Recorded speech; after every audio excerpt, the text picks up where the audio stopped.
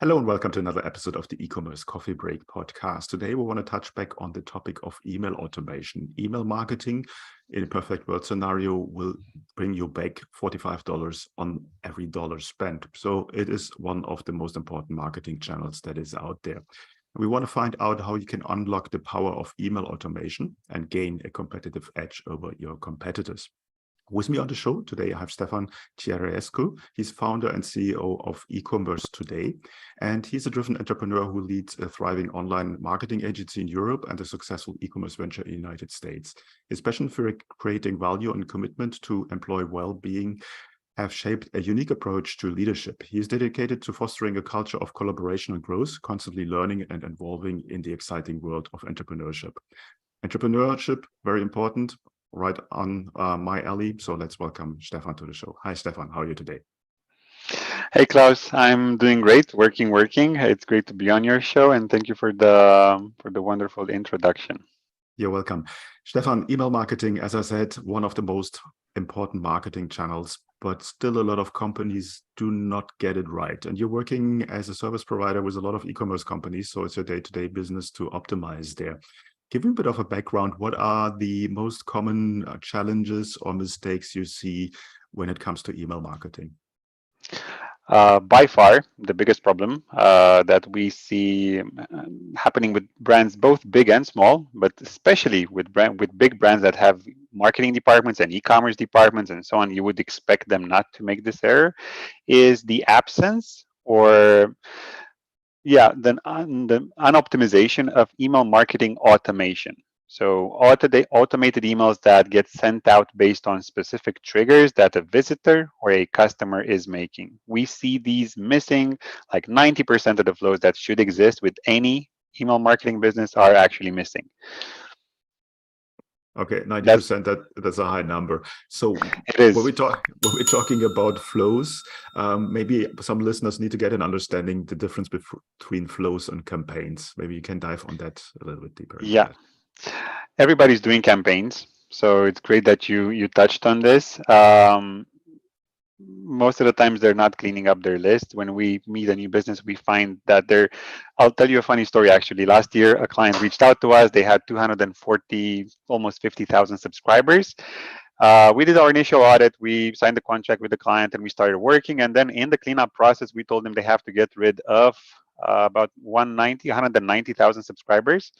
They were only going to be left off with 50, 60,000 subscribers. The client, of course, we had a lot of pushback from them. They were like, no way. I mean, this is such a huge number. We explained to them something that everybody should understand. It doesn't matter to how many people you're sending an email. It matters how many of your emails land in an inbox. In order for your emails to land in an inbox, you have to have a good sender reputation. Your sender reputation is increasing by two actions: when people open your emails and when people click on your emails. The higher the percentages, the better your reputation will be. Needless to say that in even less than 3 months, they were generating more sales, more revenue with 50,000 subscribers than they were previously with 240,000 subscribers. But it's this mental blockade that businesses, including myself on my when I put my e-commerce business owner hat, I'm like, maybe I can push another email out because I'm going to get some more sales. But it's not always the right thing. Got to keep it clean. So campaigns, everybody is doing them. If there's room for cleanup, there always is, almost. But email automation, businesses typically have 2 or 3 flows built. Welcome flow for new subscribers. None of the companies we have worked with in the last couple of years had 2 pop-ups, one for desktop, one for mobile. They all had just 1 pop-up for both. They weren't A/B split testing so that they can see they can improve the collection rate on e-commerce.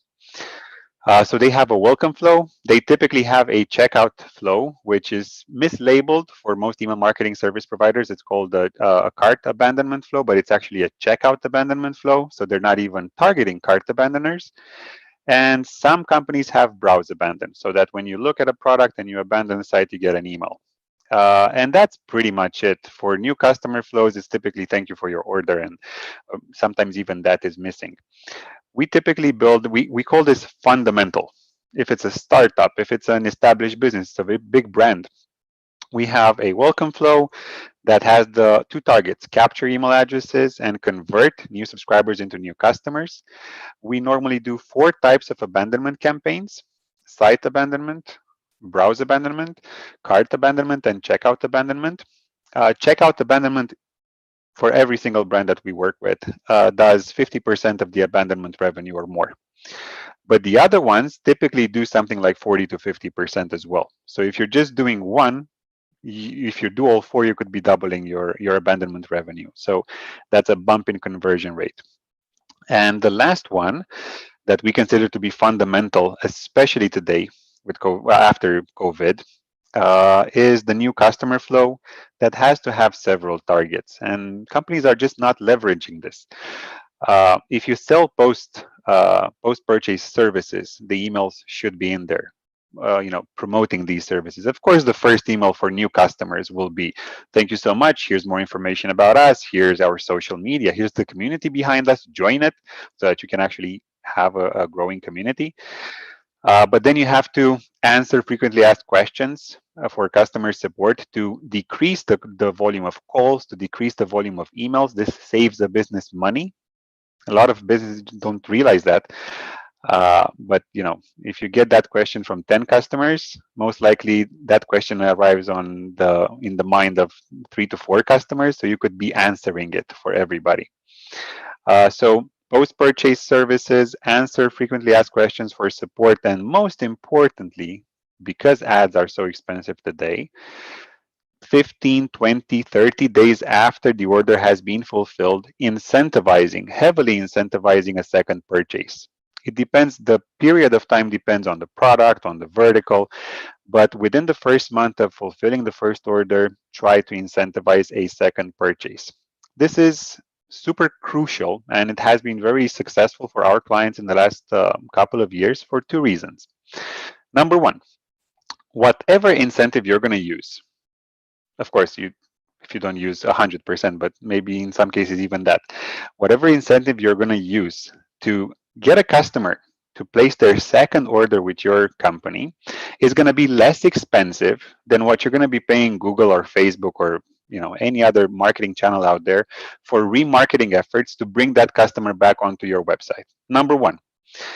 And number 2 is a lot of the traffic that most e-commerce businesses are getting, a lot of the revenue comes from digital advertising channels. And there's no fixed number, but the average number of pages per visit for a customer that arrived from an ad, customers typically arrive on product pages, and they maybe look at 2 or 3 other products before they're like, okay, I want this, I'm going to buy it. So they didn't have time to get acquainted with your catalog, to learn more about your top categories, top products. So by incentivizing a second purchase, you're bringing that customer back, and if the incentive is good enough, they will gift you basically their time. They will invest time into learning more about your brand, seeing your best-selling products and categories. So it's win-win-win all the way to incentivize a second purchase. So much good content there, Stefan. I just want to unfold a couple of these things. So let's go back to cleaning up your list, which you said is very important. Specifically, if you're moving from one email system into another, and you have old data, just from a practical perspective, how often should you clean your list? It should be automated, and it should be nonstop. How businesses can do this typically is by creating dynamic segments. If you're doing e-commerce and your email marketing service provider is not allowing you to, you don't have the capability to build dynamic segments, you are definitely in the wrong email marketing service provider. So you need to have the ability to create dynamic segments. And just to give you an example, the dynamic segment can be, if a subscriber received 5 or more emails in the last 3 months and opened 0 emails in the last 3 months, then tag that customer as inactive. When you tag a customer with the tag inactive, you should have a flow, typically called the sunset flow, that captures these subscribers and sends them a series of emails. Those emails have to be highly engaging emails. You have to go as close to clickbait as possible without having that be clickbait. You have to offer, we hate spam and everything attached to it and clickbaiting. I'm mentioning this as an idea that you have to offer something that's very well thought out for a customer who hasn't been interacting with your brand. You have to have that, invest your time and your creativity into building an email, and especially a subject line that's going to get that customer to open that email. And if they do open the email, again, the segment will do exactly that. It will enroll the customer, remove with another flow the inactive tag. If the customer receives those 2 emails over a period of, typically we do it 2 to 3 days, and they don't open any of the emails, they continue to stay on as subscribers, but they are marked as inactive. So the next time when I'm going to be sending out a campaign to my list of newsletter recipients, I don't want to I want to exclude that segment with inactive people. This will allow me to constantly keep going up in terms of open rates and click-through rates, i.e. reputation. Makes That's perfect the sense. dynamic part. Yeah, I love that. Very well explained. Now, next step you said is the whole abandonment: cart, browse, checkout, and visitor. So obviously this takes a little bit of technical implementation. A lot of tools just go for the checkout abandonment.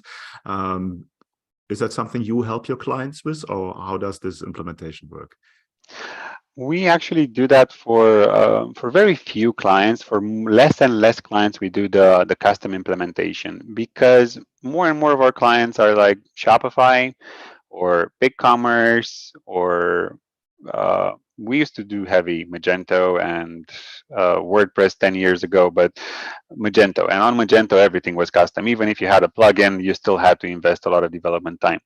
But with CMSs like Shopify, for example, and a good email marketing service provider, I'm not talking about the super expensive ones, Retention Science, for example, talking about Klaviyo, OmniSend. These are going to have enough triggers built into them that are going to allow you to be able to create these flows, as long as you get out of the box a little bit in terms of how you build those flows. To give you just a quick example, site abandonment is a browsing session, but you have to exclude people that looked at a product and abandoned the shopping cart. So it can be active on site, excluding people that viewed product. That's a site abandonment. Browse is viewed product and abandoned, cart is added to cart, and then the other one is started checkout. So you have to use every single trigger that you have available. If you don't have these triggers available, it's always a good idea to question the service provider you're using. If you're in e-commerce and you don't have these triggers available, why am I doing this? And it's not the first time. I mean, 1 in 10 clients, new clients that reach out to us for consulting or for help, they come to us and they're using a CRM-based email marketing service provider, which is useful for sales, for lead generation, for lead generation, but it's not useful for e-commerce. So, there's no point in using it. Okay, makes perfect sense. I like your approach when it comes to the welcome flow and then being proactive, active with the frequently asked questions. So basically, just going ahead and answer questions that are not questions by the customer yet, which will probably come up. So really, really nice approach. I think something that a lot of our listeners and viewers should think about to go that route. Now, the overall goal obviously is to, as you said, is returning customers, using email marketing to bring people back to buy more from you. What are some kind of numbers you see from your clients, percentage-wise? How often does that happen? So how many people do they get back to buy more? That is a difficult question, because it really depends from vertical to vertical, from product to product. We have clients of ours that sell big ticket items, and then the percentages are going to be slightly different over there. I can talk to you about some percentages that actually ran based on our work from last year. Last year, we generated for our clients generated in email marketing $9.8 million in revenue. Out of that, 7.3, almost 7.4 was email marketing automation. Only a smaller percentage was Black Friday, Cyber Monday, plus 2 newsletters per month, and so on and so forth. Effort-wise, they are the same, because with email automation, once you set it up, it's set up, and then all you have to do is A/B split test everything. Once you have statistically relevant results, you pick the winner, you start a new A/B split test, and it's always open rate, click-through rate, profitability. Open rate, click-through rate, profitability. But with campaigns, you have to build them, test them, change them, talk to the marketing team, and so on and so forth. For all our customer or our client base for last year, we ran the numbers. How much did they spend on email marketing services? How much did they spend, with labor or with services like ours? And we got to a 1 to 68 ROI. So for every $1 invested, they got $68 in revenue, which was like an amazing ROI. Other numbers we did were in terms of open rates and click-through rates. On email automation, those were exceeding 50% open rate. The open rates were exceeding 50%. In some cases, for a business that we work with from the States, NDA, they have, right now, email marketing is generating around 60% of their sales, and they do they sell like higher ticket items, marine products. They had absolutely zero. And when they were sending 1 newsletter per year, this was 4 or 5 years ago.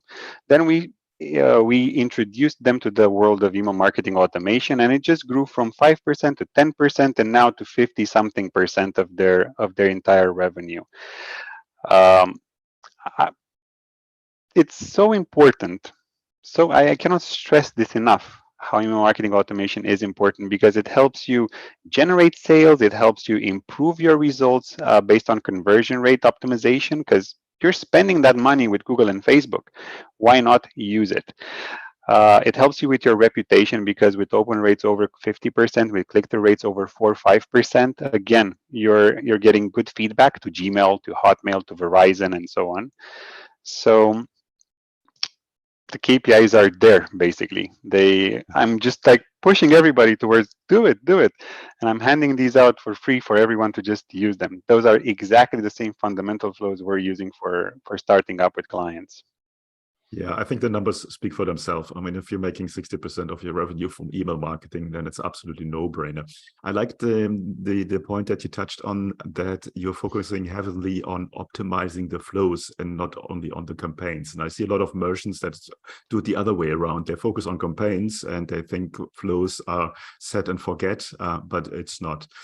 If somebody's going to approach you at ecommercetoday.com, what's usually the onboarding process? What kind of homework do potential clients to do before they start working with you? That's actually an interesting point that you're touching on, because we're a managed services agency. We kind of tend to think outside the box when it comes to email marketing. So a client is reaching out to us saying, I want to do email marketing automation. The first thing we do for that client is a website usability audit. Of course, with asking them the questions about what they're doing on email marketing. If they have a service provider, asking them for access, so we can audit that as well. But we start with the website usability audit, because no matter how good your automation flows are going to be, or how good your emails are going to look, if when the subscribers click on the image and they land on a page that's broken, or the add to cart button is not working, or you're landing on your top category page and it's just 100,000 products and everything is messed up, it's going to affect our work as well. So usability audit, email marketing audit, prepare a game plan if necessary on the usability side of things, fix up the website, improve the usability. I want to make a parenthesis here because a lot of people, when they hear improve usability of the website, they think, but no, we don't think websites should have all the bells and whistles. We actually think that's a mistake. We think websites need to be focused on the product they're selling and be relevant for that demographic, i.e., are you selling apparel? Have a size chart on the product page. It will help you with conversion, with returns. Again, for apparel, swatches, filters on collection pages, and so on. There's like checklists for various verticals. Just make sure you have the correct information, that your website is clean, not cluttered with 150 pop-ups for reward points and affiliate systems and push notifications after pop-ups for subscription, and reviews showing up all over the screen. I got this review and that review and this purchase notification. That actually is very damaging from our point of view. So, sorry, getting back. Usability audit, email marketing audit, and then we put together a plan. But I can tell you that 95% of the clients that reach out to us for email marketing automation, we do exactly the same thing in the beginning. We call it email marketing automation fundamentals. It's the 6 flows that I mentioned earlier. We do that because we build them based on best practices. We leave them alone for 4 or 5 weeks so they gather some data. Then based on that data, we can start to say, okay, let's find out. In this time, you find out what are the affinities, what are the segments, and you can split flows. You can do A/B split testing on them. But it's good to have a benchmark and not to try to get it perfect from the beginning, because there is no such thing as perfect. It's always work in progress. Yeah, there's tons of good content here. I think our listeners have to listen to this show 3 times to get everything in place. As we're coming slowly to the end of the e-commerce coffee break today, where can people find out more about yourself? Google e-commerce today agency. You're going to be able to find information about us because we apparently rank pretty well. But if you go to ecommerce-today.com, ecommerce-today.com, in the blog section, we're giving this information away for free from technical. And on the technical side of things, not just maintenance, how people would need to do domain authentication and why that is important for them to take responsibility for their sense so that they can actually have a reputation. We go through the fundamental flows. We go through not so fundamental flows, so to say, additional flows that people can build. We have examples there. We are giving this information out for free, and if anybody needs any sort of help, there's a box there. They can reach out to us, and we would be more than happy to assist. I will put the links in the show notes, then you're just 1 click away. Stefan, so much information there. Thanks for your time to giving us all out to our listeners, and talk soon. Talk soon. Thank you so much, Klaus. Goodbye, everyone. Hey, Klaus here. Before you go, I would like to invite you to become part of the e-commerce merchant pro community to get actionable advice from other Shopify merchants who already have achieved what you are aiming for. Our community is a safe place to actively grow your online retail business with the support of the most amazing and helpful group of e-commerce entrepreneurs behind you. Running a Shopify business is tough. Don't do it alone. Join us now. You will find the link in the show notes. Also, if you think your online store has conversion or marketing issues and you would like to have a fresh set of eyes on your business, then drop me an email at klaus@klauslauter.com and let me know a little bit about your business. It might be beneficial for you to have me look over your store, offers, emails, and ads, and get an unbiased outside perspective and guidance to help you make most of your online business. Thank you as always for tuning in today. I appreciate you. Until next time, and I talk to you soon.